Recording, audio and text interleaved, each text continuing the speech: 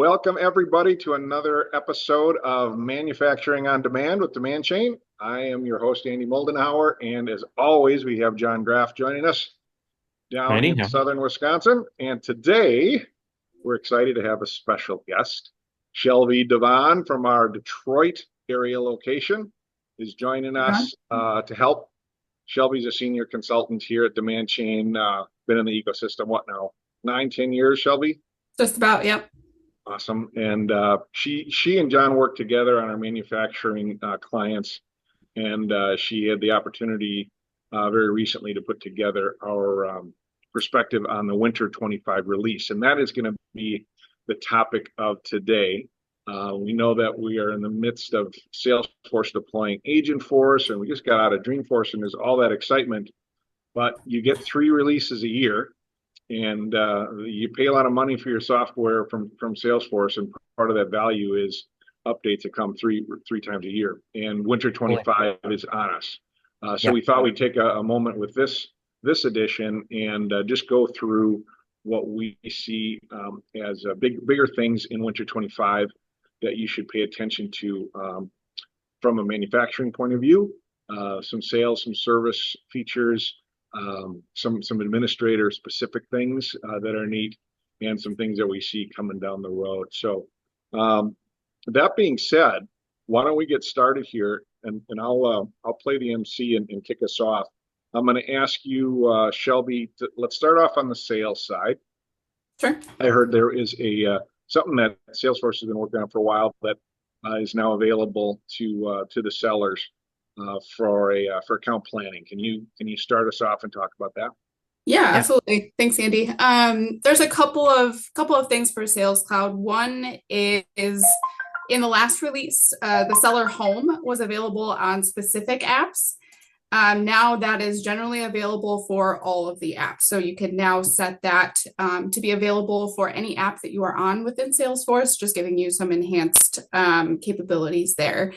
But Andy, what you alluded to is the account plans. So this is a pretty anticipated feature that is now available in Salesforce, where your account managers can develop a SWOT analysis, so strengths, weaknesses, opportunities, and threats, capture any customer needs, develop a vision for your customers, kind of all in one spot from the account. So the other thing that's available within the account plan is some reporting. So you can view your ROI directly in the screen. So you don't ever have to navigate away to a dashboard or a report. It's all right there for you at your fingertips. Really cool. Is that something that you can fire up and show us? Yes, let me share my screen really quick. So from an account plans are now a separate object, so they have their own sharing and security tied to them. You can also add additional fields if there's some data points that you want to capture that are relevant to your business. And then you would just add it as a related list to an account. So now there's a separate tab, and you can see one or multiple account plans as you're going throughout your time planning. And then you would just click new here, give your account plan a name, a start and an end date. So this could be for the full annual period, or you could do on a quarterly basis, whatever fits your need. And then Salesforce gives you a bunch of different fields that you can populate in here. So you can define an account vision, add any specific notes, set a status, and then down here is your SWOT analysis, where you can identify specific strengths, weaknesses, opportunities, and threats. Nice color coordination for you there as well. And then scrolling down a little bit further, you can identify the customer landscape, any industry trends that would apply, any specific metrics or key performance indicators, and then your competitive landscape. So anything that you want to note about the competitors for this particular company, just to keep it all together in one spot. And then what this looks like on the user interface side is it puts it together in this nice summary for you. So again, you maintain your color coordination in your SWOT analysis and all of the notes that you've entered in here as well. And then up at the top, they provide a nice visual for your ROI on your opportunities. So you can track revenue for last quarter and this quarter, as well as your win rate for all of your opportunities for this particular customer. That's Um, really good. yeah, this is a pretty cool feature. I'm pretty excited about it. It's been something that I know a lot of account managers have been looking forward to in Salesforce.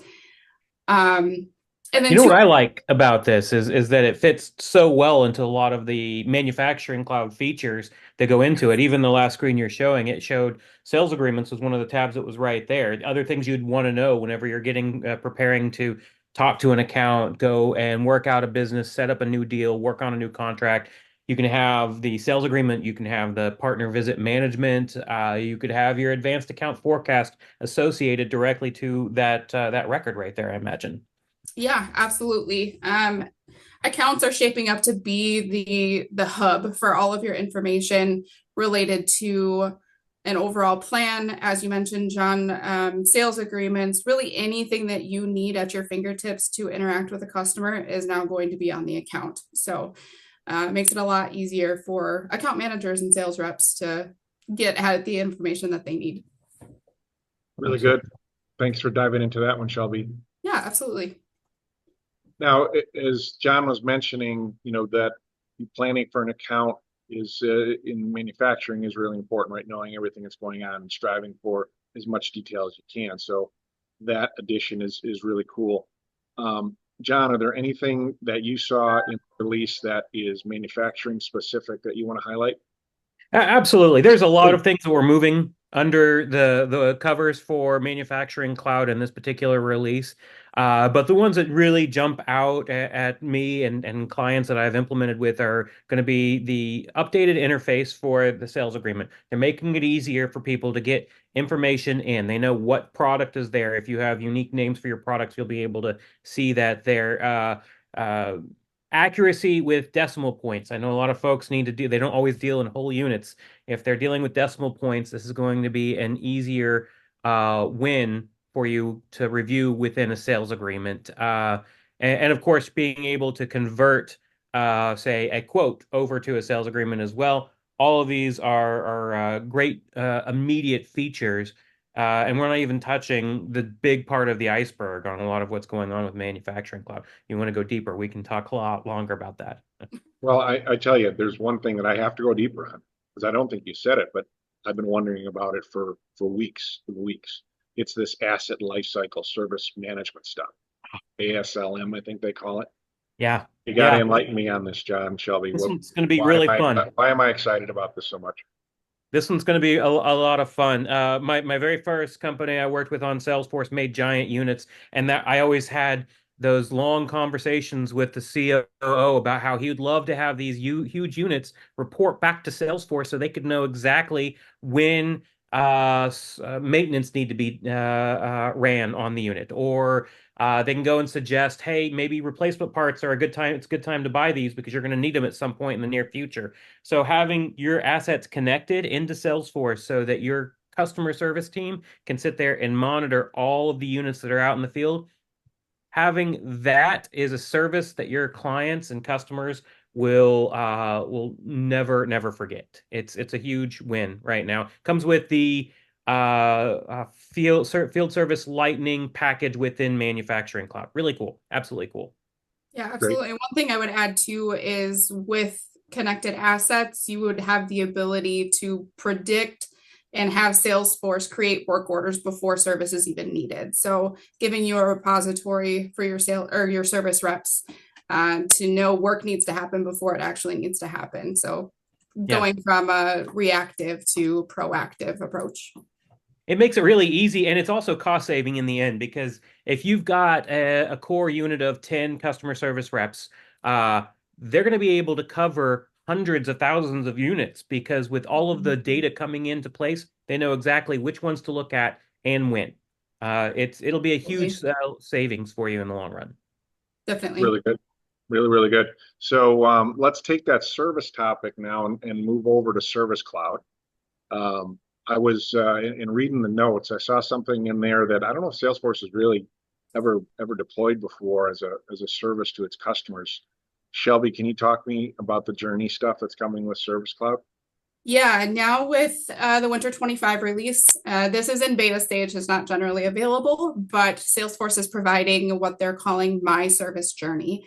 I personally have never seen anything like this from Salesforce before, so this is pretty exciting. But Salesforce now provides a way for any of their Service Cloud customers to go in and plan a roadmap directly in Salesforce.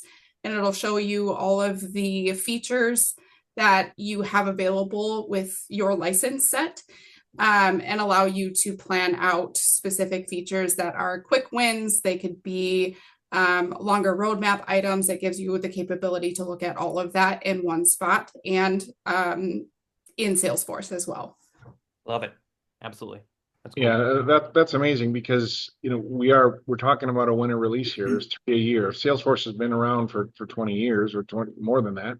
Yep. We're over 60, almost 70 releases, and each one chock filled with things. So now they're starting to provide guidance to help you figure out what things to activate, what things to leverage to maximize what you're spending on. And in this day and age, getting the value out of the license spend is really, really important. And if you are a service-focused organization, that's going to be something that you keep an eye on. Because of you have a lot of things in the license that you buy. This should help you make heads or tails of that. So neat to see that happening. Absolutely. Okay, let's move over to some things for our admins. I know there's some admins that'll be on the call here watching this. A lot of times the big chunk of the releases isn't the sizzly things that are out there for sales or service people to use, but it's under the hood, it's under the covers to help us fine tune the engine and make the car run faster. So do you have any suggestions of what to peek at, Shelby, that the admins will enjoy?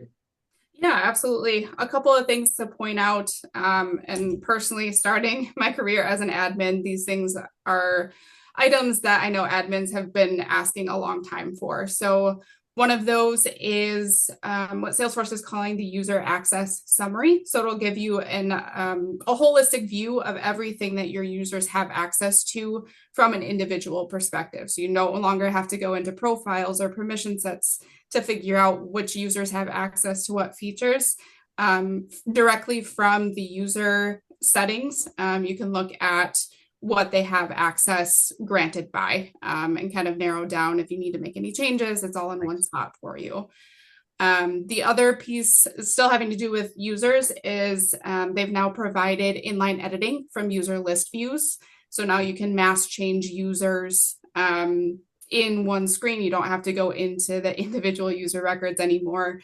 So saves a lot of time, especially if you're dealing with a pretty big set of users. Yeah. Couple other features. Can I ask one question back on that user access? So if I have a sales rep that calls me up and says I can't see something or my screen isn't doing this, is that where this access summary is going to help me find out? Because usually it's a permission or something that they haven't been assigned or they don't have access. That's where this is going to help. Well, you should first tell them to turn it off and back on again. That's yeah. That's the first step. But this is definitely a good starting point to figure out what might be going on as permissions are concerned. And then it'll give you a picture into page layouts. It could do specific permission settings that are enabled via profile. It's kind of all together. So it's a great starting point to troubleshoot issues. That's awesome. Okay, very good. Absolutely. The other two features that I just want to call out, Salesforce is now giving you the ability to conditionally format specific fields.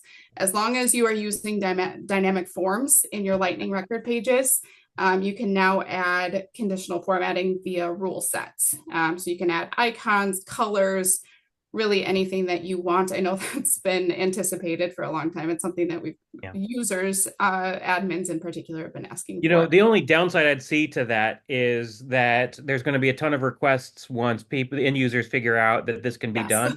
Now you've got this big long list of, well, I got to go and dynamically format this and this and this and this. Yeah, absolutely. admins busy through the end of the year for certain. Yeah, Well, very just colorful. resist the temptation to be creative and use it at your risk. But yeah, it is a neat feature to have things jump out at you on the page visually. It'll be Absolutely. nice. I agree. Okay, Definitely. great. And you had one more. Yes, the last one I want to call out is the enhanced custom report setup.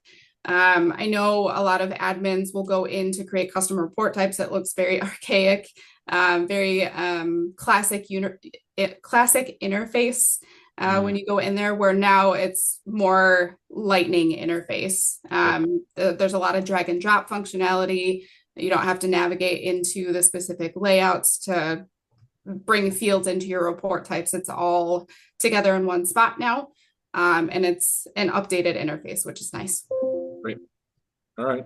Well, hey, I want to ask you both one question here. As you looked at the overarching release notes, is there anything that you saw in there that might be coming soon that we should keep our eye out? I know when you get these releases, some things are turned on, they're either in beta or they're set up in a way for the next release or for something to happen. Anything that stands out to you that you might want to call out here? Well, I can say through some conversations with some of the folks at Salesforce directly that they've put a lot of effort into manufacturing cloud specific. That's my heart, my true love.